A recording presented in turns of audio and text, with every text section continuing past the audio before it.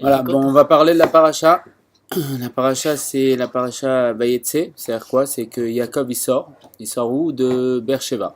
C'est quoi Beersheba? C'est un endroit où Avram, il a atterri. Pourquoi? Parce qu'Avram, il est parti de Haran. Haran, c'était quoi? C'est l'endroit de la colère de Dieu. Et il est parti de là-bas parce que c'était l'endroit où il y avait l'idolâtrie. Il est parti pour travailler dans la Gdusha, dans le service de Dieu, le fait de s'élever vers Dieu. Et il est arrivé à Beersheba. Et bizarrement, Yaakov, il retourne vers cet endroit. Alors, qu'est-ce que ça veut dire? Qu'est-ce que ça nous apprend? Alors, on sait très bien que la paracha, elle est liée au temps. Quand on va définir l'Admorazakel, le premier Rabbi Lubavitch, qu'il faut vivre avec son temps, et on va expliquer que c'est quoi vivre avec la paracha de la semaine. C'est-à-dire que le fait qu'on va vivre avec la paracha de la semaine, on va voir qu'en vérité, cette paracha a un rapport avec nous. Et comme on voit dans la paracha, on voit Vayetse, c'est-à-dire que Yaakov, il est sorti. Il est sorti d'où? Il est sorti d'un endroit de Gdusha, de sainteté. Ça fait référence à l'âme divine, telle qu'elle est dans sa source. Elle sort. Elle va vers où? Vers l'endroit du corps. Elle va dans le corps, elle va dans le monde. Et quand elle va dans le monde, elle va dans le corps, elle va dans une limitation. Maintenant, cette limitation, c'est pourquoi? C'est pour se dévoiler. D'accord? Et donc, se dévoiler vers quoi? Vers la sainteté. Donc, alors, ce qui se passe, c'est comme ça. Maintenant, il faut comprendre que, déjà, la paracha précédente, c'était la paracha Toldot. La paracha Toldot, qu'est-ce qui s'est passé? Rivka, elle était enceinte. Et quand elle était enceinte de deux jumeaux. Et comme c'est expliqué que les deux jumeaux, quand elle passait devant une avodazara, une idolâtrie, il y a un des jumeaux qui voulait y aller. Et quand elle passait devant, comment ça s'appelle? Devant une synagogue, il y a un des jumeaux qui voulait y aller. Alors elle savait pas, elle comprenait pas comment ça se fait que j'ai deux tendances comme ça, deux envies de me diriger soit vers la sainteté, soit vers l'impureté. Pourquoi elle comprenait pas? Parce que en vérité, elle c'était une sadéquette, elle n'avait pas de mal en elle, donc elle n'arrivait pas à comprendre pourquoi ses enfants, ils avaient une tendance assez différente. Alors Rabbi va poser une question sur ça, dans une très belle sira. Il va dire si, quand elle passait devant les Avodazara, Esav il voulait aller vers les Avodazara, et si elle passait devant les Beth Midrash, les synagogues, Yaakov voulait y aller. Alors de là, on voit qu'il n'y a pas de libre arbitre, vu qu'un était prédestiné à aller vers l'Avodazara, et l'autre était prédestiné à aller vers la Gdusha. Alors Rabbi il répond comme ça, il dit, en vérité, il y avait un libre arbitre, c'est quoi? C'est que Esav voulait sortir pourquoi? Pour aller détruire les idoles. Le travail d'Esav, c'était quoi? C'était de détruire la Vodazara, mais le fait que quand il arrivait devant la Vodazara, c'était bien, il y avait des belles filles, il y avait tout ça, alors il a commencé à prendre un petit verre et tout, il s'est détendu, et à la fin, il a oublié son travail. Mais Esav, son travail, c'était de détruire les Avodazara, pourquoi? Parce que Esav, c'est la même valeur numérique que Shalom. C'est quoi? La paix. Et Shalom, comme c'est expliqué, que c'est un des noms de Dieu. En vérité, comme ils vont définir, l'Admorazaken va expliquer dans l'écoute Torah, que Esav, s'il avait fait tchouva, il serait devenu Mashiach. Parce que Esav, en vérité, c'est le Gilgul, la réincarnation. Gilgul, c'est Gamatria Chesed. Donc c'est une bonté de Dieu de revenir pour se réparer. C'était la réincarnation du Nachash. C'est quoi le Nachash? C'est le serpent qui avait fait fauter Adam Arishon, qui avait fait fauter Chava. Et ça, c'était directement Esav, c'est la réincarnation. Et on sait très bien que Nachash, c'est la valeur numérique que Mashiach. C'est la même valeur numérique que Mashiach. Donc en vérité, Esav, c'était le Mashiach potentiel s'il faisait tchouva. Et c'est pour ça que, bizarrement, Israël voulait lui donner une bracha, qui était la plus grande bracha de toute la Torah, une des plus grandes brachas de toute la Torah. Et que Rivka, comme on sait que, comme les Avot, tous leurs signes, tous leurs agissements, c'est un signe pour les enfants. Les Avot, quand ils faisaient un accomplissement, c'était un signe pour nous, parce qu'ils vivaient le temps de la Géoula. Ils vivaient à une période qui était comme Mashiach. Et comme on sait que la période de Mashiach va faire en sorte que le corps sera plus haut que l'âme, et donc les femmes seront plus hautes que les hommes. Pourquoi? Parce que les femmes, automatiquement, c'est le corps de l'âme, et les femmes représentent le corps. Et donc, Rivka Avinu, comme c'est expliqué, Rivka Imanu, comme c'est expliqué que à Sarah, Dieu va dire à Avram, écoute Sarah, et tout ce qu'elle te dira, il faudra que tu écoutes. Pourquoi? Parce que de Sarah, elle avait un Ruach Kodesh, un esprit divin beaucoup plus haut que Avram. Pareil, Rivka a un esprit divin beaucoup plus haut que Israël, et elle va voir qu'en vérité, la bracha qu'elle va donner, que Israël va donner à Esav, qui est une des plus grandes brachas de toute la Torah, va être perdue.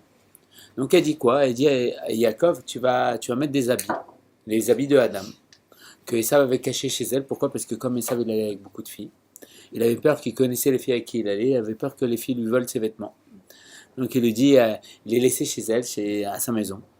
Et donc ce qui se passe, c'est que elle va mettre ses habits de Esav à Yaakov, ses habits permettaient de soumettre toutes les créatures, tous les animaux devant Adam. C'était quand Adam il avait fait la faute.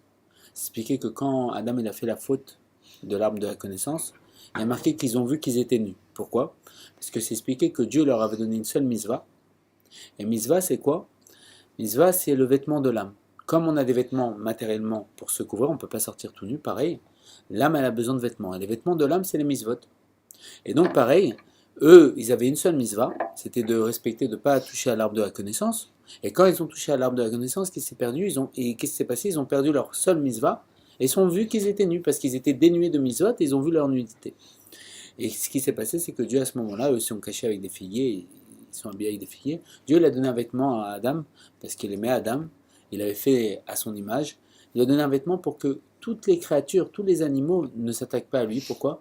Pour qu'ils voient en vérité, à travers lui, le dévoilement de Dieu, la représentation de Dieu.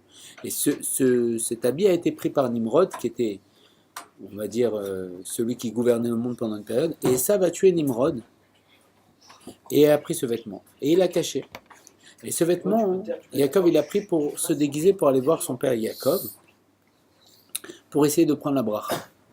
Alors Rivka lui a dit, tu vas m'écouter, tu vas y aller et tout. Et quand elle est arrivée, il s'est déguisé. Alors, comme on sait très bien que les vêtements, comme il y a des vêtements qui sont les misotes, il y a les vêtements de l'âme. Les vêtements de l'âme, c'est quoi? On a 3 vêtements. Chaque individu a 3 vêtements. C'est quoi? C'est pensée, parole et action. Nos pensées, c'est le premier vêtement, c'est le vêtement le plus essentiel, le plus proche de l'âme. C'est-à-dire quoi?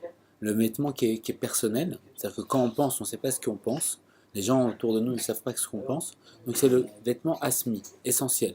C'est qui nous parle profondément. Dans notre pensée, on peut se dire des choses qu'en parole, on peut l'expliquer pendant des heures. Ça, c'est le premier vêtement. Le deuxième vêtement, c'est le vêtement de la parole. C'est le fait de transmettre une intention, une pensée à quelqu'un d'autre. Le fait de dévoiler quelque chose. Et le troisième vêtement, c'est l'action. En vérité, quand Jacob il prend les vêtements de Esav, c'est-à-dire qu'en vérité, Esav, il prend sur lui de faire en sorte de pouvoir faire la réparation de Esav, qui est quoi? Qui sont la réparation de ses vêtements, de son expression. Parce que Esav, c'est expliqué que c'est l'inconscient de Jacob. C'est quoi l'inconscient de Jacob? C'est quelque chose qui n'est pas encore conscient chez Jacob. C'est quelque chose qui le dépasse. Le fait d'être attiré vers le monde, le fait de vouloir vivre dans le monde, profiter des plaisirs du monde. Alors c'est un peut-être de la Gdusha. Donc ça, c'est un niveau qui dépasse Jacob. Et donc, Jacob, quand il va voir son père Israël, il met les vêtements, c'est qu'il prend sur lui la chéroute, la mission de pouvoir faire le tikkun, la réparation des saves. Et qu'est-ce qui se passe? Il prend la bracha. Et quand il prend la bracha, Jacob, Esav, il rentre et tout ça. Et là, Esav, il a pour haine son frère parce qu'il va voler la bracha et il veut le tuer. Et on arrive à la paracha qui est la note, Vayetse, il sort. Pourquoi? Parce qu'il a peur de Esav. On voit que c'est bizarre. Pourquoi? Parce qu'on voit que quand Jacob il sort, il va bien sûr à la yeshiva de Shem et Ever. Il va apprendre là-bas 7 ans avec Shem, 7 ans avec Ever. Et après, il va s'arrêter dans un endroit qui s'appelle Bekel. Et là-bas, le soleil, il va se coucher d'un coup. Et il va rêver. Il y a marqué qu'il y a plusieurs pierres qu'il va mettre au-dessus de sa tête, qui vont se disputer, et ils vont former qu'une pierre, parce que Dieu il va faire shalom, il va faire en sorte que toutes ces pierres soient une. Pourquoi? Parce qu'ils voulaient tous reposer sous la tête de ce juste. Et on explique que quand il a mis les pierres autour de sa terre, c'est-à-dire quoi? Des fois, il faut savoir mettre des choses qui fassent en sorte, comme le minéral, la pierre, on peut parler pendant des heures, une pierre, elle ne nous répondra pas. Des fois, il faut savoir mettre des pierres autour de nous. Le monde, il peut nous dire, non, on est au XXIe siècle, il faut pas faire Torah Mizot, il faut s'adapter, il faut ceci, cela, il faut savoir mettre des pierres. Moi, j'ai une Torah. La Torah, mes parents, mes arrière-grands-parents, elle l'ont respectée. Elle est intemporelle, elle est éternelle, elle est très transmise, elle n'est pas dépassée avec le temps, elle est toujours adaptée. Cette Torah, moi, si je mets des pierres autour de moi, je la respecte quoi qu'il se passe. Vous pouvez me dire ce que vous voulez. C'est ça qu'il a fait. Jacob, il a mis des pierres. Et à ce moment-là, quand il a mis des pierres, qu'est-ce qui s'est passé? Il a rêvé. Et qu'est-ce qu'il a vu? Il a vu des anges qui montaient, qui descendaient. Pourquoi? Parce qu'il était à l'endroit de Jérusalem. Et qu'il allait séparer, il allait sortir de la terre d'Eretz HaKodesh, de la terre d'Israël. Et les anges montaient et descendaient parce que les anges d'Eretz Israël montaient et les anges de Odor d'Eretz Israël descendaient pour pouvoir accompagner ce juste, ce tzaddik. Et quand il est arrivé et quand il a vu ce moment, c'est cet endroit-là qui était l'endroit où Abraham Avinu avait fait la Kada d'Israël et tout ça. C'était le monde du temple directement là. Ouais, bien sûr. Il a vu le dévoilement de Dieu. Et quand il a vu le dévoilement de Dieu, il s'est réveillé en sursaut pendant le rêve. Il a dit si j'avais su c'était aussi Kadosh, aussi saint, j'aurais pas dormi. Mais à ce moment-là, qu'est-ce qui s'est passé? Dieu va lui dire au paratsa, il faut que tu te dévoiles. Il faut que tu te dévoiles au nord, au sud, à l'est, à l'ouest. Et comme on sait, c'est connu que le Baal Shem Tov, pendant une Aliyat Neshama, pendant la période de Rosh Hashanah, lui-même, il est monté dans les sphères célestes. Il est arrivé au palais de Mashiach, et quand il est arrivé au palais de Mashiach, qu'est-ce qui s'est passé? Le Mashiach lui a dit, il faut que tu te répandes toi aussi. Pourquoi? Parce qu'il s'appelait Israël. Yaakov, on sait très bien qu'il s'appelait Yaakov, et que quand il s'est battu contre un ange, il s'est appelé Israël. Donc qu'est-ce que ça veut dire? Le Rabbi nous explique dans un très beau Mahama que Yaakov s'est battu contre un ange. Un ange, on l'appelle Elohim. Elohim, c'est la même valeur numérique que Ateva, la nature. En vérité, Yaakov s'est battu contre sa nature, contre le fait qu'il était limité. Yaakov, comme on sait très bien, si on prend le mot, c'est comme dira le Rabbi Rayat, c'est Yud et Kev. Le Yud, la sagesse de Dieu qui descend jusqu'au niveau du Kev. Le Kev, c'est quoi? C'est le talon. C'est le dernier endroit du corps, c'est l'endroit le plus bas qui marche directement sur le sol du monde. Et c'est quoi? C'est-à-dire que Yaakov, il a la possibilité de faire descendre Dieu, la chorma, la sagesse de Dieu, le niveau le plus haut de Dieu. Bechorma, sita, par ta sagesse, tu as tout fait, dans le niveau le plus bas, et Kev. C'est-à-dire que si on prend le talon, si on doit mettre, comme dira le Rabbi Rayat, si on doit mettre quelque chose dans l'eau bouillante, on ne va pas mettre la tête, on va mettre le talon. L'endroit le moins sensible du corps, il arrive à faire descendre la sagesse de Dieu. Dans le fait que des fois, il y a des personnes qui ne ressentent pas la divinité. Quand un beau leur parle de divinité, ils ne ressentent pas. Ben, Yaakov, il a la possibilité de faire descendre dans ce niveau-là. Et ce qui s'est passé, c'est qu'il s'est battu contre un ange. C'était quoi? Ce niveau du Ekev, du talon. Le talon, c'est celui qui ne ressentait pas. Ce niveau de nature que Dieu a fait en sorte qu'on est limité. Dans un monde limité, Yaakov s'est battu contre cette limite. Et il a été appelé comment? L'ange va lui dire tu m'as vaincu, il va le frapper à la hanche, et va l'appeler comment? Israël. Israël, c'est fort devant Dieu. Toi, tu as réussi à battre ta nature, battre ta limite, et sortir de la limite, et devenir illimité dans la limite, et maintenant je t'appelle Israël. Et ce même Israël s'est appelé bien plus tard le Baal Shem Tov. Et le Baal Shem Tov a eu cette aliyah à Neshama. Et quand il est arrivé devant le Mashiach lui a dit je viendrai, il lui a dit Maître, quand vous allez venir, il a dit je viendrai quand tes sources se répandront à l'extérieur. C'est quoi les sources? C'était la chassidoute. Et le Rabbi va dire sur ça quelque chose d'extraordinaire. Il va dire il faut lire, pas quand tes sources se répandront, ils vont dire quand chaque juif deviendra une source de Torah. Comme c'est dit, on dit tout le temps dans la prière, on dit Ratson Minefenecha, on veut que le Beth Amikdash soit de nos jours, qu'on retourne, qu'on revoie le Beth Amikdash, mais Torah Terra, et que tu me redonnes ma part dans la Torah. C'est-à-dire quoi? En vérité, chaque juif, il a sa part dans la Torah. Chaque juif, comme c'est expliqué, le Harizal, il va dire, il y a 70 facettes à la Torah. Oui, c'est vrai. Mais en vérité, il y a 600 000 facettes. Pourquoi? Parce qu'il y a 600 000 âmes juives. Et chaque âme juive a un dévoilement de la Torah particulière. En vérité, chaque juif, particulièrement, il a une façon de voir la Torah qui est adaptée à lui, qui est adaptée à son âme. Et ça, c'est ce que le Mashiach, il a dit au Baal Shem Tov, il a dit dévoile chaque âme juif. Dévoile ces 600 000 âmes juifs qui dévoilent chacun leur Torah. Et quand ils vont dévoiler chacun leur Torah, il va avoir le dévoilement de Dieu sur terre. C'est ce qui s'est passé. Donc Yaakov, après, s'est arrêté dans cet endroit. Il est parti à Haran. Haran, c'est quoi? C'est marqué que c'est la colère de Dieu. Et quand on voit le mot Haran, c'est la même valeur numérique que Sag. Sag, c'est quoi? Etzem à Sag. C'est parce qu'il y a un Ré chez Sag. Sag, c'est quoi? C'est expliquer que quand Dieu il a créé le monde, ça s'est passé comme ça. Dieu était en train de s'entretenir avec les âmes des tzadikim. Il a dit, mais Mimina, avec qui je m'entretiendrai? Et à ce moment-là, il a créé le monde. Et quand il a créé le monde, il a marqué qu'il était tellement dans un plaisir divin, qu'il a voulu tellement donner, c'est quelqu'un qui est tellement fort dans son intelligence, qui n'arrive pas à se limiter. Il a voulu tout donner d'un coup. Et qu'est-ce qui s'est passé? Les kélim, les réceptacles de compréhension, n'ont pas pu supporter cette lumière, cette intensité, et sont explosés. Ça, c'est le monde de Tau. Dans cette explosion, il y a eu 288 étincelles qui ont été perdues, et ça, c'est la valeur numérique que Sag. C'est quoi? C'est 288 étincelles qu'on devait récupérer. C'est pour ça qu'on a été sur Terre, et que les Neshamot descendent pour récupérer ces étincelles et pour les ramener vers leur source céleste. Et ça, c'est le birour, c'est tout le but pourquoi on est sur Terre. C'est de réparer cette source-là. Ce fait qu'il y a eu des étincelles, des parties de Dieu, des Nissusot, qui sont tombées, et qu'on doit réparer tout ça. Et quand Yaakov, il descend, Yaakov, on sait très bien, c'est Yud et Kev, le sagesse de Dieu qui descend à Kev. Il descend pourquoi? À Haran, c'est quoi? Dans l'endroit où il y a les étincelles de Dieu qui se sont éparpillées, pour aller les récupérer. D'accord. Donc voilà pourquoi il sort, Vayetse. Et après on voit Vayishlar, il revient. Alors on va remémorer le fait que dans le ventre, il y a Rivka, elle avait l'âme divine, c'est Yaakov qui voulait aller vers les synagogues, et Esav qui voulait aller vers les Avodazara. Bien sûr, Esav c'était détruire les Avodazara.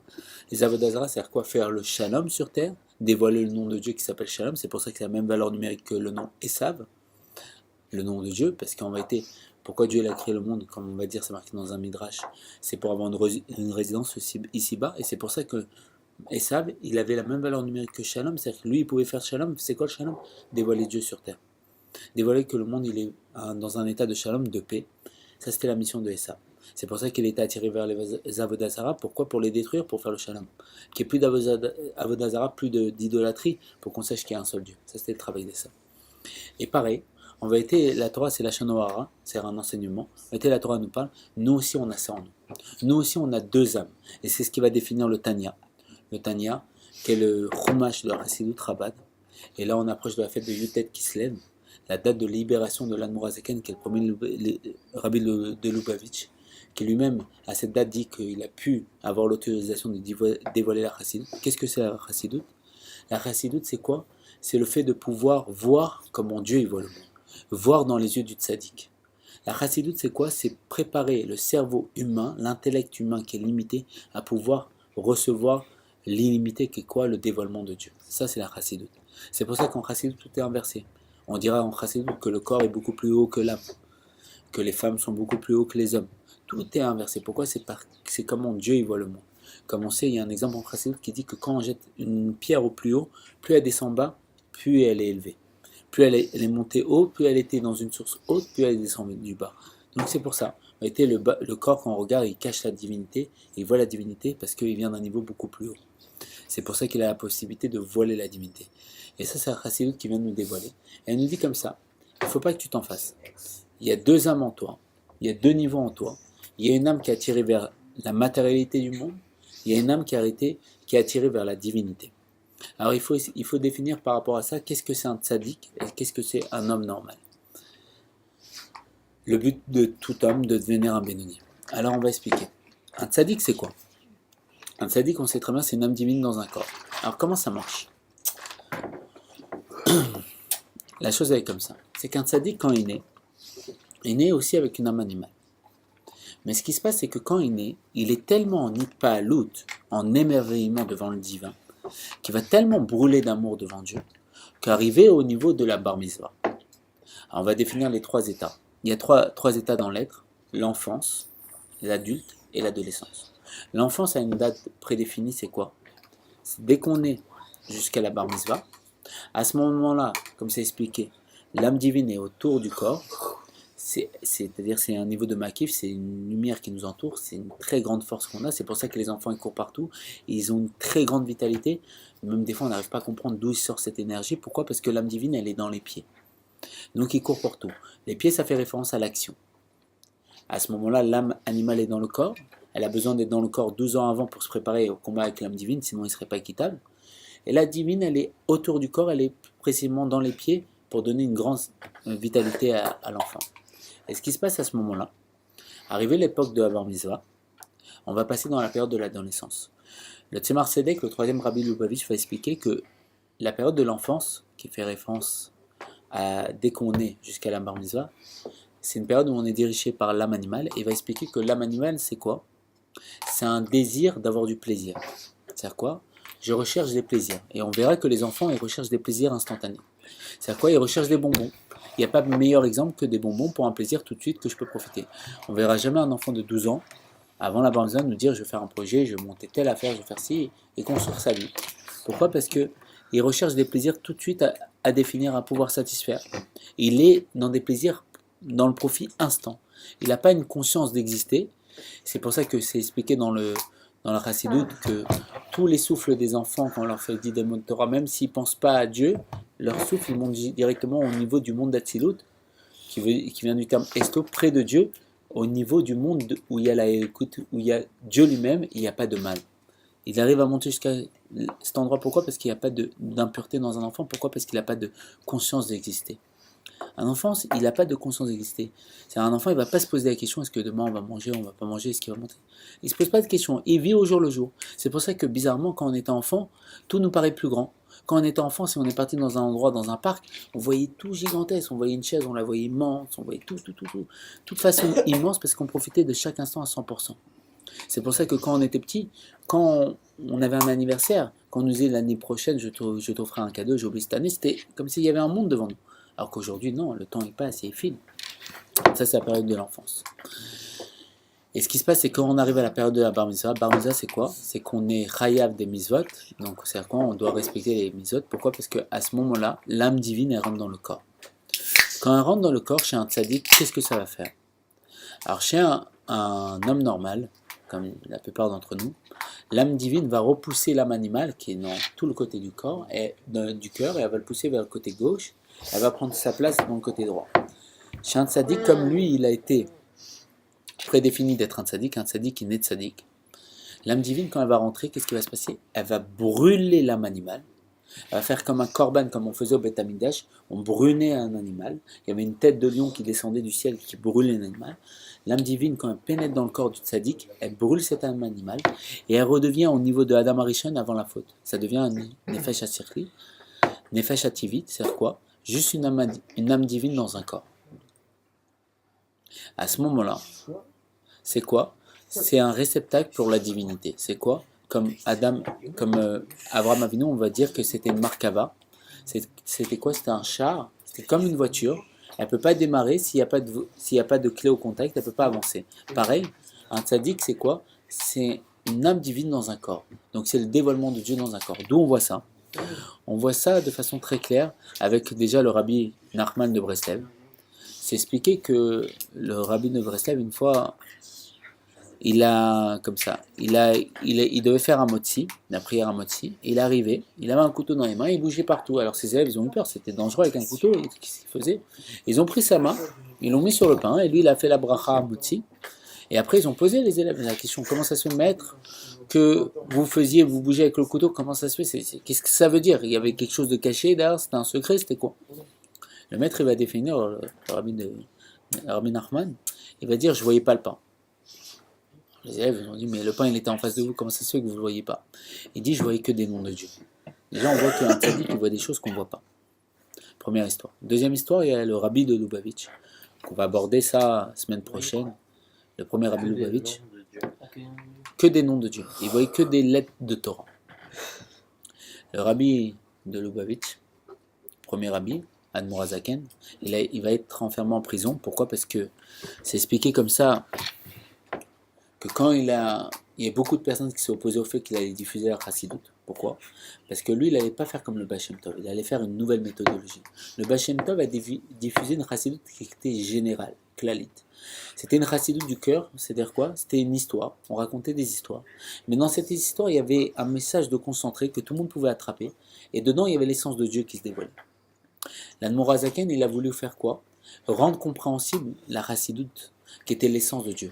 Rendre compréhensible, c'est quoi l'essence de Dieu, le dévoilement de Dieu à chacun.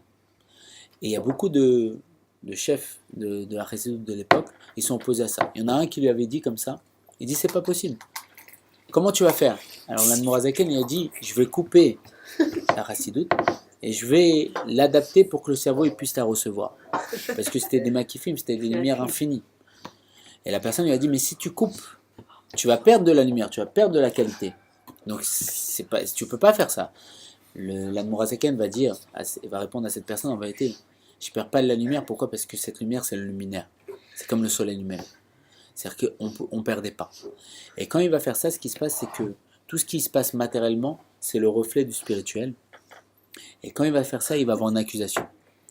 Le tribunal céleste, il va statuer, le Yetzara lui-même, il va venir, il va dire c'est pas possible. On ne peut pas diffuser la Chassidut. Pourquoi? Parce que si on diffuse la Chassidut, qu'est-ce qui va se passer? Les gens vont pouvoir voir comme les tzadikim. C'est quoi? Voir comme un tzadik, voir que Dieu il dirige le monde, qu'il y a En Od Milvado, il n'y a rien d'autre à part Dieu. Et là, il n'y a plus de Yetzara. C'est comme si vous décidiez de me tuer. Alors le Yetzara s'est opposé de toutes ses forces. Et c'est vrai que le tribunal, il a statué, il a vu si c'était possible. Et pendant cette période où le tribunal céleste il a statué, l'Admor Hazaken était enfermé matériellement en prison. Comment ça s'est habillé? Ça s'est habillé dans le fait que l'Admor Hazaken soutenait Israël, parce que le précédent rabbi qui a pris la succession du Maggid de Mezrich, le successeur du Baal Shem Tov, le rabbi Menachem Mendel de Rodov, lui, il est parti en Israël, Et quand il est parti en Israël, l'Admorazaken, il a voulu le rejoindre, il a dit non, tu dois t'occuper des chassidim de Russie. Il est resté, il a écouté, et il prenait de la tzedaka à tous les juifs pour donner en Israël, parce qu'ils n'avaient pas de parnassa en Israël. Et comme Israël à l'époque était gouverné par la Turquie, et que la Turquie était en guerre avec la Russie, ce qui s'est passé à ce moment-là, c'est qu'il y a des mitnaguet, des gens, mitnaguet ça vient du terme opposé, ils sont opposés à cet enseignement du chassidut. Pourquoi? Parce qu'à l'époque, il y avait beaucoup de machiars, des personnes qui se faisaient passer pour machiars, qui étaient des faux machiars, et que ça avait fait beaucoup de mal aux juifs, et ils ont eu peur que la chassidut, c'était dans ce sens-là. Donc qu'est-ce qui s'est passé à ce moment-là? Ils sont opposés à tout ça, et donc ils ont dénoncé l'Admorazaken. À l'autorité, ils ont dit que c'est un ennemi de l'État, du tsar, parce qu'il donnait de l'argent à la Russie à la Turquie, et la Turquie était en guerre avec la Russie. Et il a été arrêté. On l'a pris un soir, on l'a pris dans une charrette noire, qui était la charrette pour les ennemis de l'État. Quand ils sont arrivés, ils l'ont pris. C'était une nuit très sombre. Et ils l'ont fait monter. C'était un vendredi. Et ils l'ont emmené directement dans le palais là-bas du tsar, pour qu'il soit jugé. Parce que c'était un ennemi de l'État, c'était quelqu'un de vraiment, peut-être quelqu'un de très mauvais pour l'État, à leurs yeux. L'Admorazaken voyait que Shabbat devait tomber. Et il a dit à ces personnes, Shabbat va tomber, il faut que vous arrêtiez le véhicule, il faut qu'on s'arrête pour Shabbat, j'ai pas le droit d'être en véhicule Shabbat. Et les personnes, ils ont rigolé, ils ont dit, t'es un ennemi de l'État et tu nous dis à nous d'arrêter le véhicule et ton Shabbat, qu'est-ce que tu racontes, tu parles pas, on t'emmène où on veut, t'as rien à dire. Un peu plus tard, l'Admorazaken il recommence, il dit, mais c'est Shabbat, je suis obligé de m'arrêter. Personne, il dit, mais on t'a dit, t'as pas parlé, t'es un ennemi de l'État, Et d'un coup comme ça, ce qui se passe, c'est qu'il y a un des roues du carrosse qui se casse. Eux, ils réparent, ils remontent, ils réavancent. Un cheval, il tombe. Ils réavancent, le deuxième cheval. Ils ont compris qu'ils avaient affaire à quelqu'un de très particulier. Et ils sont arrêtés là-bas, il y a des chassidim qui sont venus rejoindre l'Admorazaken, et c'est même expliqué l'endroit où ça s'est passé, ils ont passé Shabbat là-bas. Après, ils ont repris le véhicule, après Shabbat, ils l'ont emmené. Il y a marqué qu'ils ont dû traverser un étang. Et quand ils ont traversé l'étang, il y avait une mitzvah qui vient après Motzei Shabbat. C'était quoi? Parce que comme on était le 19 Kislev, ils l'ont enlevé avant, parce que la fin de la libération c'était avant le 19 Kislev. Avant le 15 du mois de Kislev, il faut faire la bénédiction sur la lune. Et c'était le Shabbat qui succédait, qui faisait en sorte qu'on devait faire la bénédiction sur la lune. Et il y a marqué que quand il y a une mitzvah qui se présente devant nous, on doit sauter dessus. Et l'Admorazaken, il a vu quoi? Il a vu la lune qui était très belle, et il était en barque comme ça avec quelqu'un qui l'emmenait pour ce voyage, pour se faire arrêter et rentrer dans la prison du Tsar. Et l'Admorazaken lui a demandé très gentiment, excusez-moi, est-ce que vous pouvez vous arrêter la barque pour que je fasse la bénédiction sur la lune? Et il a dit, mais je crois que tu n'as pas compris, t'es arrêté, j'arrête rien du tout. Il a continué. L'Admorazaken, il a fait en sorte que la barque, elle s'est arrêtée elle-même. La personne, il a vu ça. Il était très surpris. Et l'Admorazaken, bizarrement, au lieu de faire la bénédiction sur la lune, qu'est-ce qu'il va faire? Il va lui dire, tu vas redémarrer la barque, tu vas repagayer, et c'est toi-même qui vas l'arrêter. Pourquoi? Pourquoi ça? Alors qu'il avait la possibilité de faire la bénédiction sur la lune. Pour nous dire en vérité qu'il ne faut pas briser la nature, il faut que la nature, il ne faut pas aller au-delà de la nature, il ne faut pas faire la chose que Dieu a fait au début, quand il a voulu donner tellement de lumière que les réceptacles, les kélim de compréhension sont exposés, on a perdu le dévoilement de Dieu, l'intensité que Dieu voulait nous donner, le plaisir que Dieu voulait nous donner et qu'on a dû réparer par ça, par le fait que Yaakov il a dû aller à Haran et récupérer ses 288 étincelles perdues. Il a dit à cette personne, tu vas redémarrer la barque et tu vas t'arrêter. Pourquoi? Parce qu'il faut que la nature elle soit au service de la divinité. C'est-à-dire quoi? Que la nature, elle dévoile quoi? Que c'est un kéli, un réceptacle pour dévoiler le divin. C'est pour ça. Et donc après, il va arriver dans cette prison du tsar. C'est expliqué que le Baal Shem Tov et la Maggid Masrich va descendre le voir dans sa cellule, revêtu d'un corps.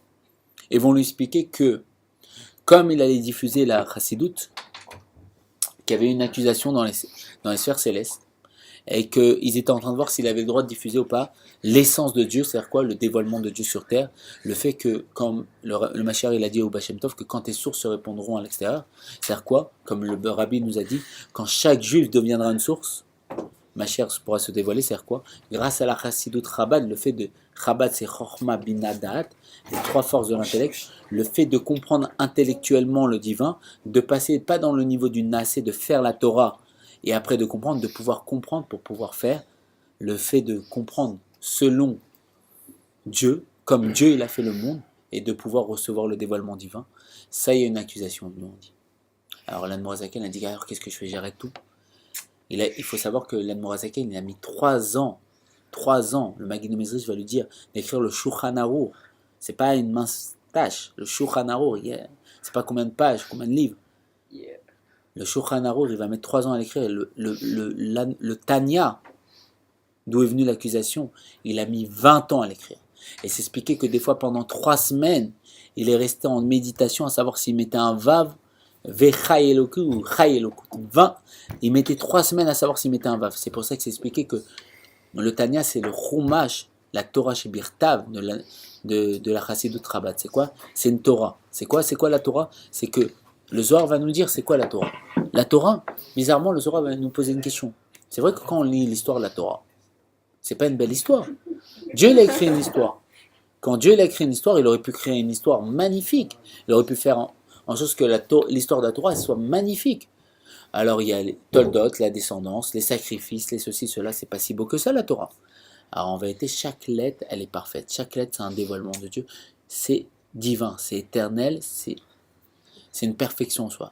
Et l'Admor Azaken, il a fait pareil avec le Tanya. C'est pour ça que le Rabbi Marash va définir comme ça, va dire à son fils, quand il devait commencer à apprendre le Rabbi Rachab, la Chassidut Raban, il va lui dire comme ça. Le Tanya, tout le monde comprend, mais personne ne comprend rien. Pourquoi? Parce que c'est quelque chose qui nous dépasse. Ce que va dire le Rabbi Rachab, il va dire comme ça. Celui qui dit qu'il comprend Tanya, c'est un apikoros. C'est quelqu'un qui renie tout la Torah. Pourquoi? Parce qu'on va été comprendre pourquoi l'Admor Azaken il a mis 3 semaines pour réfléchir s'il mettait un vav ou pas, personne ne pourra comprendre à son niveau. Mais comprendre selon notre niveau, on peut comprendre. Le Tanya, c'est quoi? Le Tanya, c'est le fait que l'Admor Azaken, pendant une période, il a fait tellement de yichidut. Yichidut, c'est quoi? Ça vient du terme yachid, l'unité. C'est le fait de recevoir un juif qui a des problèmes de parnassa, d'argent, avec sa femme ou quoi que ce soit. Et le rabbi, quand il le reçoit, il lui explique quels sont les problèmes pour réparer ce qu'il a à réparer et pouvoir repartir dans sa vie. Et donc, quand il a écrit le Tanya, il a dit que dans ce livre, il y aurait la réponse à toutes les questions qui allaient venir jusqu'à la fin des temps, jusqu'à la venue de Mashiach. C'est-à-dire que quand on étudie Tanya, on a une yichidut. C'est comme si on rentrait en tête à tête avec le rabbi, l'Admor Azaken, le premier rabbi Lubavitch. Et c'est pour ça que il a été arrêté. Quand il a été arrêté, donc alors ce qui s'est passé, il a demandé au Baal Shem Tov et au Maggid, est-ce que je continue à diffuser ou pas? Le Maggid et le Baal Shem Tov, ils lui ont dit, maintenant que tu as commencé, laisse, fais. Ils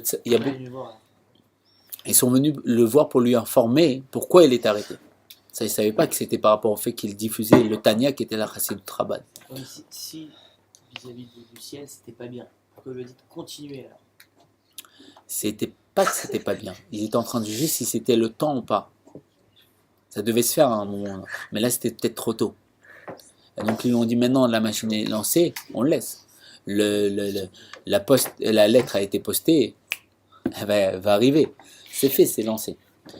Et donc, il y a plusieurs personnes qui vont venir voir l'Admor Azaken, entre autres une personne qui connaissait toute la Torah, qui est venue tester l'Admor Azaken pour voir son degré de compétence. Et cette personne qui va voir l'Admor Azaken, elle va lui dire comme ça. Il y a marqué dans la Torah que Adam, quand il a fauté, il s'est caché. Et Dieu va poser la question à Adam, il va lui dire, où es-tu? Alors, l'Admor Azaken il va lui dire, comment ça se fait que Dieu il demande à Adam où il est? Il sait très bien où il est. L'Admor Azaken va prendre la réponse de Rashi, qui est très simple, ce qui est le pshat, le sens simple. Il va dire, parce que comme Dieu il ne veut pas offenser, il ne veut pas mettre mal à l'aise la personne, il lui parle pour qu'il soit pas mal à l'aise. Au lieu de lui dire, t'as fauté, je sais où t'es, il lui dit où tu es. Et la personne ne va pas se satisfaire de cette réponse. Elle va lui dire, mais il y a marqué que la Torah est éternelle et elle nous parle à chaque instant. Alors à ce moment précis, l'Admor Azaken va récapituler la vie entière de toute cette personne qui venait l'interroger et il va lui dire, en vérité, Dieu à chaque instant il nous demande à chacun, Ayeka, où t'en es? C'est-à-dire quoi? Il n'a pas demandé à Adam Arishon où tu es, il a demandé où t'en es. maintenant que tu as fauté. Et il dit que cette bat kol, cette voix de Dieu, à chaque instant résonne. Dieu nous demande à chacun où t'en es. Et donc après, le tsar lui-même, vu qu'il a entendu que tout le monde a été impressionné par cet individu, va venir le voir. Mais le tsar, comme ça représentait la royauté de Russie, il va se déguiser. Et quand il va se déguiser, il va venir voir l'Admorazaken déguisé. Et donc l'Admorazaken, bizarrement, il va se lever. Il va lui dire Majesté. Le tsar ne va pas comprendre, va lui dire de quel droit vous dites que je suis la Majesté? Vous méritez la mort. De dire que je suis la Majesté, c'est une offrande à la royauté. C'est pas possible de dire ça. Et l'Admorazaken va lui dire vous êtes la Majesté, vous êtes le roi. Il dit mais comment vous savez? Et il dit parce que l'image de la crainte céleste est à l'image des rois d'en bas. Comme on sait que quand on se tient devant un roi, aujourd'hui c'est plus trop d'actualité, mais à l'époque, un roi avait libre choix sur notre vie ou sur notre mort. C'est-à-dire que si on faisait un seul mouvement, une seule insulte devant le roi, on pouvait mourir. Et comme on tremblait de ça, combien plus qu'Alva Homer vis-à-vis de Dieu qui est le roi des rois. Et donc il sentait cette crainte qu'il fallait avoir devant un roi, et c'est pour ça qu'il y a même une bracha à dire devant un roi. Et le tsar va lui poser une question très pertinente. Il va lui demander à l'Admorazaken, vu qu'il était dans une cellule complètement enfermée, où il n'y avait pas de lumière, il n'y avait pas de fenêtre, à savoir s'il faisait jour ou nuit dehors, il va lui demander comment ça se fait que vous mettez les tefilines. Peut-être il fait nuit dehors. L'Admorazaken va lui répondre, non, il fait jour, avec une certitude. Il dit, mais comment vous êtes aussi serein? Il dit, parce que chaque heure, il y a le nom de Dieu, Yud-Ke Vav-Ke, qui permute. Les lettres s'échangent, et par rapport à ça, je vois quelle heure il est. Et donc, il fait jour. Donc, on voit qu'un tzaddik, il voit des choses qu'on ne voit pas. À la fin de sa vie, si on peut dire, l'Admorazaken va demander à son petit-fils, Tzemar Tzedek, en pointant du doigt un poteau, qu'est-ce que tu vois? Son petit-fils, Tzemar Tzedek va répondre, je vois une poutre. L'Admorazaken, il va lui dire, je vois que le nom de Dieu qui recrée le monde à chaque instant. C'est quoi? Bizarrement, les tzadikim voient quelque chose d'autre que nous. Et en vérité, c'est ça. En vérité, un tzadik est fait à l'inverse de nous. Comme c'est expliqué que Dieu a fait l'homme à son image, et il a fait le mal face au bien. Le mal, c'est quoi? C'est expliqué que le mal, c'est quoi? Il a son apparition dans un monde qui s'appelle Bria. Le monde de Bria, chez le pendant de l'homme, c'est quoi? C'est notre intellectualité, notre conscience d'exister. Et le mal, c'est quoi? C'est le fait qu'on a conscience d'exister et qu'on a conscience d'exister sans qu'il y ait Dieu qui décide. Et ça s'appelle le mal. De croire qu'on peut faire quelque chose que Dieu ne veut pas. La possibilité de croire qu'on peut faire quelque chose que Dieu n'a pas voulu ou que Dieu ne dirige pas. Ça s'appelle le mal. Ça, c'est le mal. Et le bien, c'est quoi? Ça fait référence au monde d'Atsilut, c'est savoir qu'il n'y a rien d'autre à part Dieu que Dieu il dirige tout. Ça, c'est le tzaddik. Et ça, c'est ce qu'on appelle un Benoni, un homme intermédiaire, ou dans d'autres termes aussi le rachat. Alors ce qui se passe, la chose est comme ça. Le tzaddik, en vérité, la difficulté du tzaddik et la difficulté de l'homme intermédiaire, c'est quoi? C'est que, bizarrement, quand un tzaddik, c'est expliqué que l'Admorazaken, le premier Rabbi Lubavitch,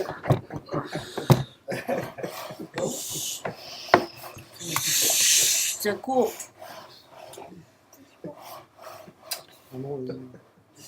Le premier Rabbi Lubavitch, l'Admorazaken, c'est expliqué que quand il devait se nourrir, qu'est-ce qu'il faisait? Il étudiait une Gemara qui était très grosse. Et quand il devait se nourrir, il devait lever sa Gemara pour savoir s'il avait assez de force pour la lever, pour savoir s'il devait manger ou pas. Pourquoi? Parce qu'en vérité, l'Admorazaken ne ressentait pas le besoin de manger. Mais comme il y a marqué dans la Torah, dans Shulchan Aruch, il y a marqué dans Reshit Chochma, que comme le corps il est fait à l'image de Dieu et il est kadosh, on doit le nourrir. On a une mitzvah de ne pas le priver de nourriture. On ne doit pas jeûner, on ne doit pas faire du mal au corps, c'est interdit. Et donc, les tzadikim ne ressentent pas le besoin de manger. Mais par contre, les tzadikim ressentent le besoin de mettre les tefilines, d'étudier la Torah. Hein? C'est pas qu'on n'a pas le droit de jeûner. On a le droit de jeûner. Mais on n'a pas le droit de briser le corps. C'est-à-dire qu'un tzadik, il peut jeûner jusqu'à l'éternité comme ça, parce qu'il ne ressent pas le besoin de manger. En vérité, comme nous, on est fait à l'inverse, nous, c'est-à-dire que dès qu'on a faim, automatiquement, notre corps nous envoie l'information qu'on doit manger, et donc on va aller manger. Par contre, mettre les tefilines, tu n'auras jamais ton corps qui va te dire, il faut mettre les tefilines. Ressentir un besoin spirituel de se nourrir, parce qu'on explique que l'âme, la nourriture de l'âme, c'est la Torah, ressentir le besoin de manger comme le fait d'étudier la Torah, ça tu ne ressentiras pas. Par contre, un tzaddik, autant que toi tu ressens le besoin de manger, quand il te manque de la nourriture, un tzaddik il ressent le besoin d'étudier la Torah. Un tzaddik ressent le besoin de mettre et de finir. Un tzaddik ressent tout ça. Pourquoi? Parce qu'il voit en vérité qu'il n'y a rien d'autre à part Dieu. Il voit que la divinité. Et pour que lui, en vérité, c'est un effort de voir que le monde il existe. Il doit faire un travail sur lui-même pour voir que le monde il existe. Il doit faire un travail sur lui-même pour manger. Et nous, c'est l'inverse. Nous, on doit faire un travail sur nous-mêmes pour voir qu'il n'y a rien d'autre à part Dieu. On doit faire un travail sur nous-mêmes pour mettre et finir. On doit faire un travail sur nous-mêmes pour pouvoir étudier la Torah. Et ça, c'est tout le travail. Et c'est pour ça que dans le ventre de Rivka, il y avait Yaakov qui se dirigeait vers la divinité et Esav qui se dirigeait vers le monde. Et pareil, à l'intérieur de nous, on a ces deux tendances. Une tendance à vouloir se diriger vers Torah et Mizot, et une tendance à se diriger vers la matérialité du monde, c'est-à-dire quoi? Les besoins corporels. Et tout le but, c'est de réparer tout ça. Et c'est pour ça que Yaakov, il est sorti, Vaishla.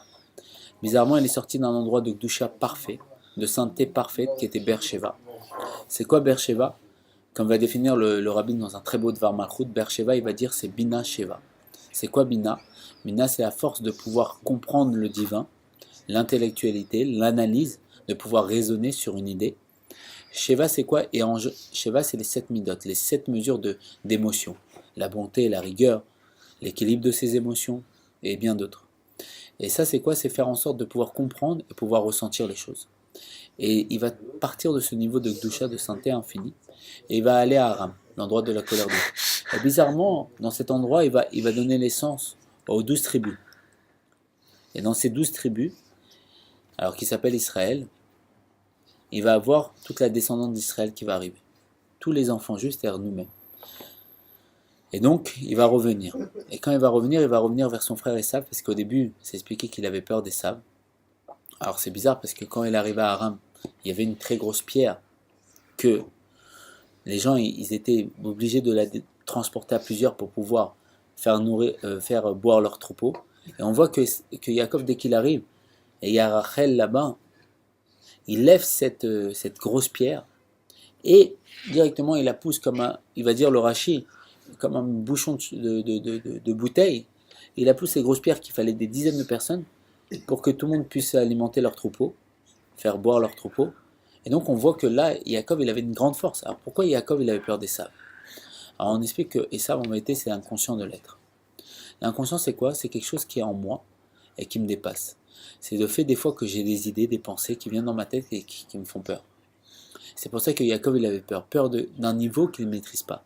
Peur du fait que Dieu, il fait Nosé Afachim, comme dira le rabbi. C'est quoi Nosé Afachim? C'est que Dieu il mélange les contraires. Il fait en sorte que l'eau et le feu, qui sont deux antagonistes, ils arrivent à se mélanger. Il a eu peur de ce niveau-là, parce que c'est un niveau qui nous dépasse. Et Tchouva, c'est quoi? C'est revenir à ce niveau-là, mais petit à petit. Et c'est pour ça qu'il est parti à Aram. Quand il est parti à là-bas, on va définir qu'en vérité, Yaakov, il est parti là-bas que pour Rachel. Il n'est pas parti pour Léa. Il est parti pour Rachel, pourquoi? Parce qu'on va expliquer comme ça. Yaakov, comme on a dit, c'était Yud Ekev, la sagesse de Dieu, qui descend dans le Ekev. Le Ekev, c'est quoi? Il y a le bouffon. C'est le talon. Le talon. C'est quoi le talon? La partie la moins sensible du corps. Et il voulait rencontrer Rachel. Pourquoi? Pourquoi Rachel? Parce que déjà Rachel, c'était son zivoud, sa moitié. Sa moitié, c'est la perfection de sa moitié. Et pourquoi on va expliquer comme ça? On va expliquer que Yaakov, bizarrement, il va travailler 7 ans pour avoir Rachel. Lavan va lui mettre Léa dans son lit. Alors, comment ça se fait qu'il ne les a pas reconnus? Parce que c'est expliqué qu'en vérité, Léa et Rachel, c'était des jumelles. Et qu'en vérité, Yaakov, il était complètement dans les mondes divins, il ne voyait que la divinité. Et après, il va en vouloir à Léa parce que... Hein?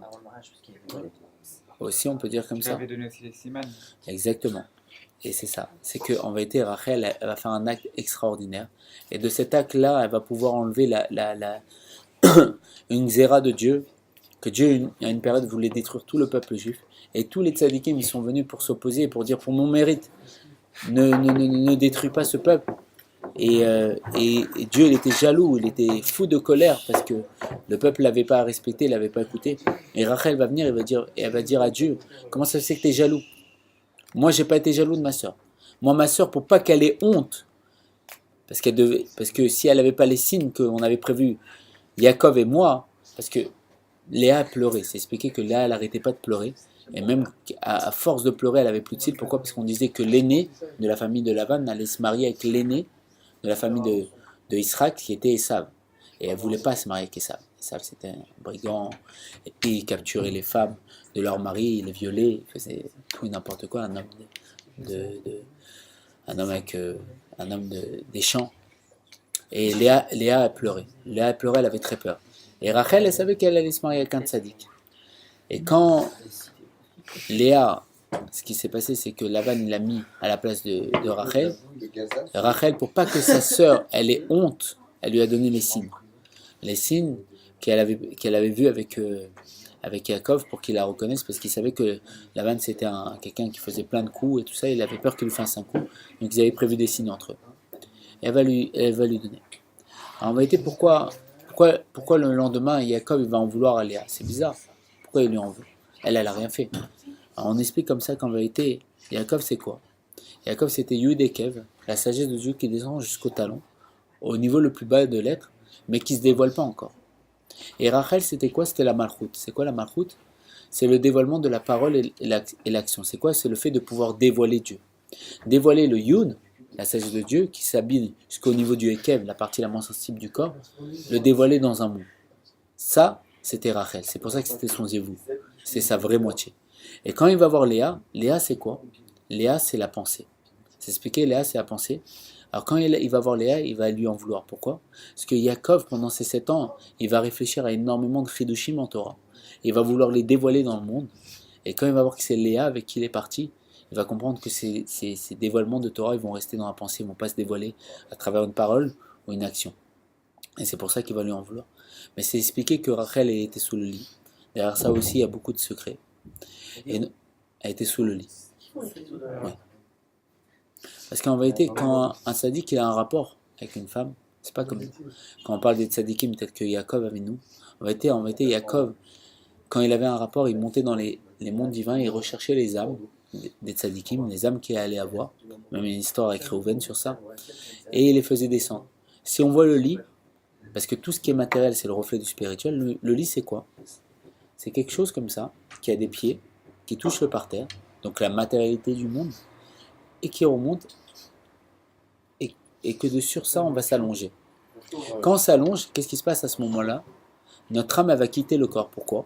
Parce que dans ce niveau de hauteur qui est séparé, il y a les pieds qui touchent la matérialité et qui remontent vers une spiritualité, et qui est séparé, il est séparé du sol, le lit, et dans cet endroit, on va dormir, et notre âme, elle va quitter notre corps, et après, elle va redescendre, elle va revenir, grâce aux pieds, elle va pouvoir redescendre.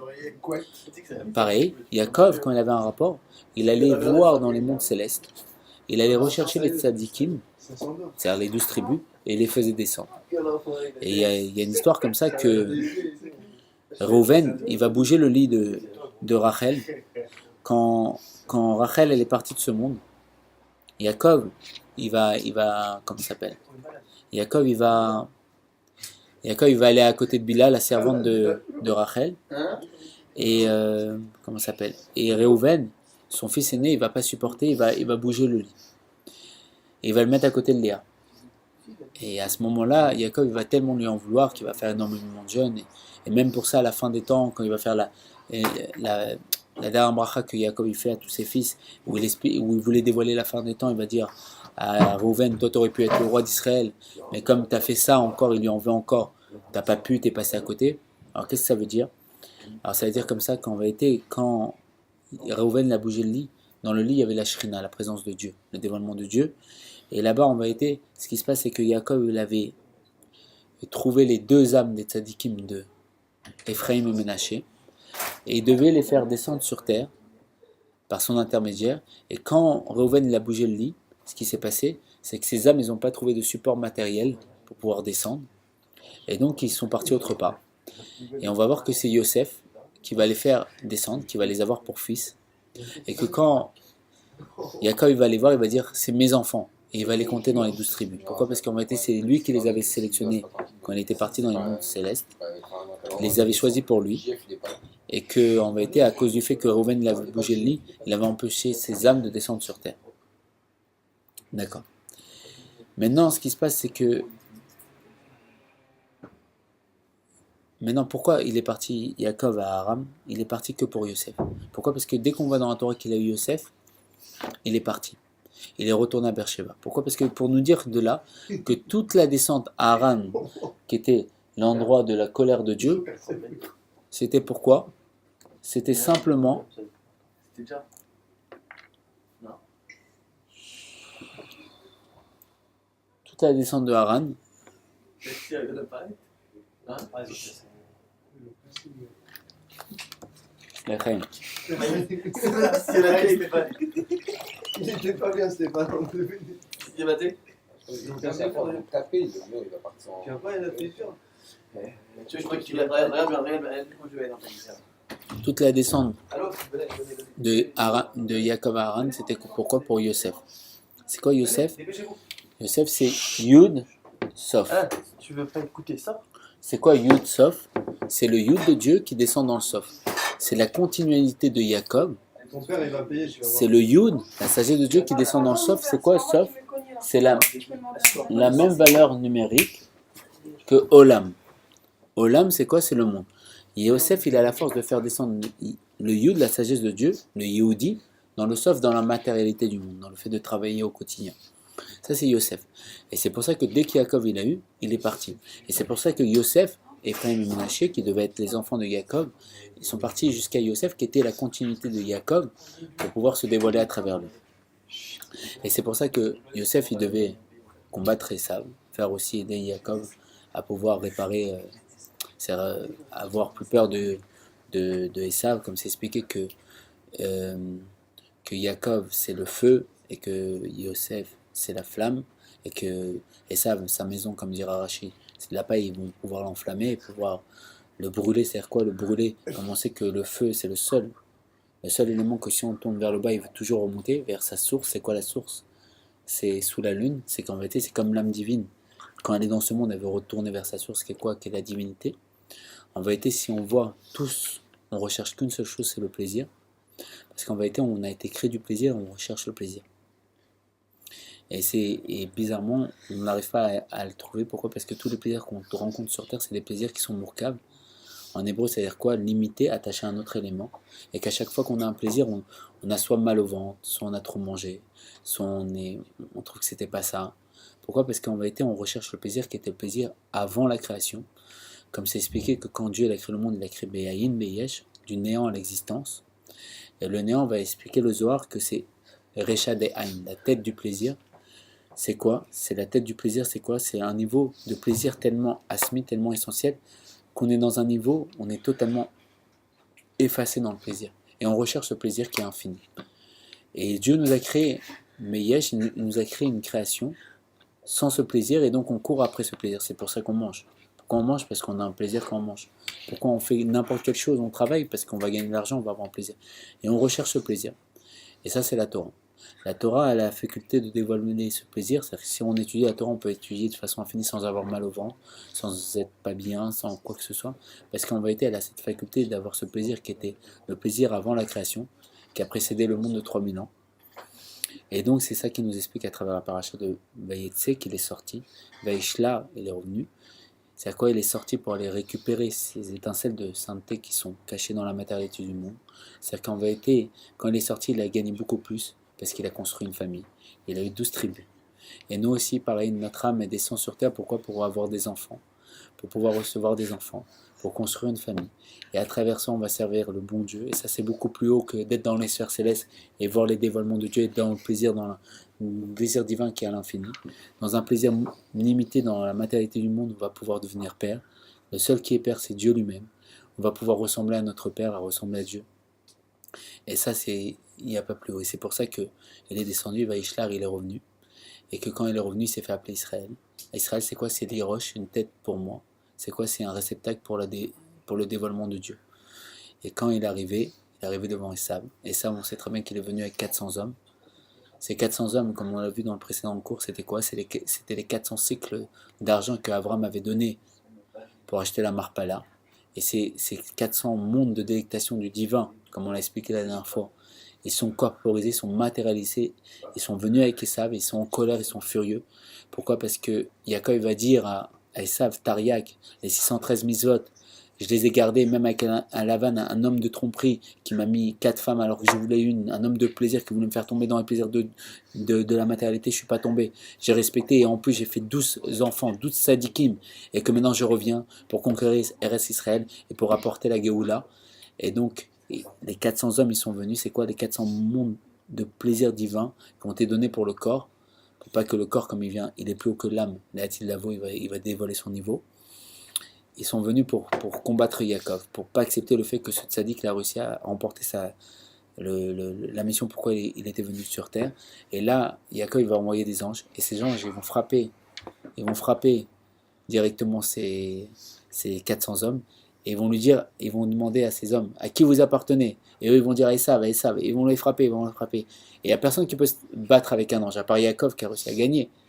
Et jusqu'à un moment que les 400 hommes ils vont dire, non, on appartient à Yaakov. Et là, en vérité, c'est-à-dire quoi? Que pourquoi il est descendu à Aram, c'est pour récupérer ces 288 étincelles. C'est quoi les 400 mondes de plaisir divin que Avram il avait donné à Sarah pour le plaisir du corps, pour pas que Sarah, le corps, qui est plus haut que l'âme, rejette l'âme, la Tilavo, c'est-à-dire dans le monde futur. Et donc, Yaakov, il a fait cette réparation, il l'a récupéré parce que les 400 hommes qui étaient cette corporisation, cette matérialité de ces plaisirs divins de façon matérielle dévoilée, il les a récupérés vu qu'ils ont dit qu'ils appartiennent à Yaakov, et donc il a tout récupéré. Et donc c'est ça que ça nous apprend, ça nous apprend que pourquoi on est sur terre, pourquoi on est dans un monde matériel, pourquoi on est limité, pourquoi on doit travailler, on doit faire ceci, parce que dans cette matérialité, dans ce monde limité se cache l'essence de Dieu. Quand on met un enfant au monde, on ressemble à Dieu, il n'y a que Dieu qui peut donner la vie. Et c'est pour ça que l'homme, quand il va avoir un rapport, et que quand il va avoir ce rapport avec sa femme, et que quand il va avoir la possibilité de transmettre la vie, à ce moment-là, il a un plaisir. Pourquoi il a un tel plaisir? Parce que c'est le niveau de l'âme qui fait tchouva, qui revient vers sa source, qui est la divinité, qui est Dieu lui-même. Et quand elle fait tchouva, elle a qu'une envie, c'est de revenir quoi? Dieu lui-même. Et quand elle revient à Dieu lui-même, c'est quoi? C'est qu'elle peut donner la vie. Et quand directement on a un rapport, ce qui se passe, c'est qu'on revient dans ce niveau-là où on peut donner la vie. À ce moment-là, on ressent le plaisir de l'âme qu'elle a à vouloir ressembler à Dieu. Et donc tout le but c'est ça, c'est de vouloir construire une famille dans la sainteté. Et c'est ça que ça nous apprend la paracha, c'est qu'il faut partir dans le monde, il faut travailler. C'est pour ça que Dieu a créé un monde matériel. Il ne faut pas s'enfermer dans des yeshivot, c'est pas le but en soi. Ça veut pas dire que si on peut faire collèle, on peut étudier, mais tout le but c'est d'aller sur terre, de travailler et dévoiler dans la terre Dieu, et dévoiler que tout est Dieu. Et par rapport à ça, on va pouvoir, Bezrat Hashem, dire Yehi a donné nous moré, nous verabenu, et tous ceux qui sont dans la poussière, ils vont se lever. On va voir que le corps il a un niveau beaucoup plus haut que l'âme. Et à ce niveau-là, quand le corps il a un niveau beaucoup plus haut que l'âme, on va voir qu'on peut tout faire, qu'on est le dévoilement de Dieu sur terre, qu'on sera Dieu lui-même. Et quand on sera Dieu lui-même, on pourra tout faire. Et là, à ce niveau-là, ça sera un plaisir tel qu'il était avant, mais de façon concrète, avec chacun de façon individuelle.